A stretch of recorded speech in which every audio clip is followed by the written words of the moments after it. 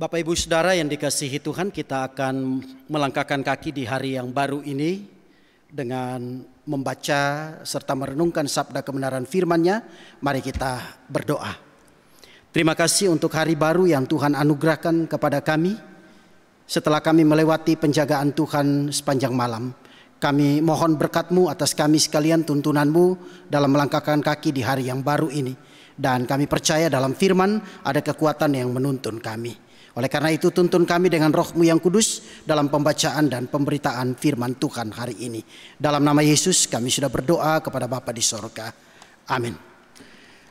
Bagian firman Tuhan bagi kita sekalian sebagai tema renungan kita pada pagi hari ini dari 1 Korintus pasalnya yang pertama, ayatnya yang keempat, ayat 5 dan ayatnya yang keenam. Firman Tuhan demikian, aku senantiasa mengucap syukur kepada Allahku karena kamu atas kasih karunia Allah yang dianugerahkannya kepada kamu dalam Kristus Yesus. Sebab di dalam Dia kamu telah menjadi kaya dalam segala hal, dalam segala macam perkataan dan segala macam pengetahuan, sesuai dengan kesaksian tentang Kristus yang telah diteguhkan di antara kamu. Demikian firman Tuhan, Tuhan Yesus memberkati. Hidup berpengharapan, itulah tema renungan bagi kita sekalian di Jumat pagi hari ini. Bapak Ibu Saudara, hidup berpengharapan secara sederhana dapat diartikan sebagai hidup yang memiliki sebuah keinginan yang kemudian menjadi kenyataan. Seseorang yang hidupnya masih memiliki pengharapan akan terlihat jelas dalam ekspresi, respon, tanggapan hingga perspektifnya dalam menilai segala sesuatu. Seseorang yang berpengharapan akan cenderung memiliki hidup yang bergairah, sukacita, optimis, memiliki tekad dan kerja keras demi sebuah keberhasilan.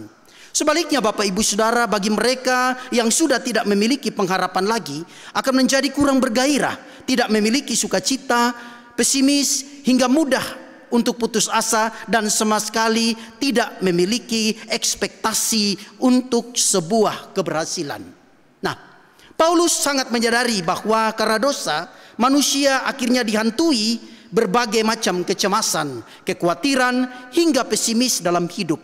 Sehingga jangan heran Bapak Ibu Saudara apabila kita menjumpai dan membaca bahwa banyak sekali orang yang bunuh diri, mengambil jalan pintas hingga mencelakakan orang lain, hanya karena dihantui dengan kekhawatiran di atas. Hidup berpengharapan seharusnya membuat kita lebih berani dan optimis dalam menjalani hidup ini. Meskipun ada begitu banyak tantangan dan masalah dalam kehidupan kita. Namun kita harus selalu berjuang, bersukacita dan bertekad untuk berhasil dalam hidup ini. Demikian pula Bapak Ibu Saudara dengan kehidupan rohani kita. Ketika kita sudah hidup di dalam Yesus Kristus, maka seyogyanya kita senantiasa memiliki hidup yang berpengharapan. Mengapa? Jawabannya semuanya karena Kristus. Karena Kristus telah memberikan kita kasih karunia, damai sejahtera dan telah menyertai kita. Itu dalam ayat 3 dan ayatnya yang keempat.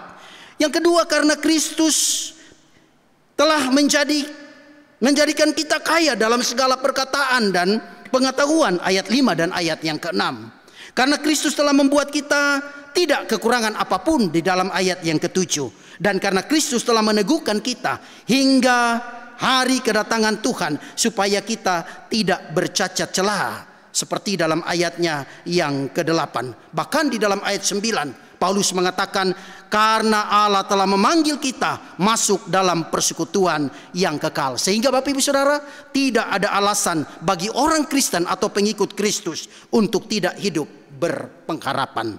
Lalu apa yang menjadi ciri khas orang-orang yang telah memiliki pengharapan? Yang pertama, mereka telah memiliki kasih karunia dan damai sejahtera. Yang kedua, mereka senantiasa mengucapkan syukur, mengucap syukur terus menerus. Dengan kata lain, ucapan syukur menjadi gaya hidupnya. Dan yang ketiga, melimpah dalam karunia rohani yang diperuntukkan untuk memuliakan Tuhan Yesus Kristus. Demikianlah kiranya kita sebagai orang Kristen senantiasa hidup berpengharapan dalam iman kita kepada Tuhan Yesus Kristus yang telah menyelamatkan kita. Mari kita berdoa. Bapa, Kami tahu bahwa jalan di depan kami tidak mudah.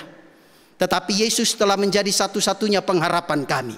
Maka kami mau menaruh semua pengharapan kami dalam kasih Kristus. Biarlah karya dan kuasa-Mu menaungi, membentengi kami, menjauhkan kami dari segala mara bahaya dan kecelakaan. Kami siap menjalani, melangkahkan kaki kami di hari yang baru ini bersama-sama dengan Tuhan dalam pengharapan kepada Kristus. Dalam nama Yesus kami sudah berdoa kepada Bapa di sorga. Amin.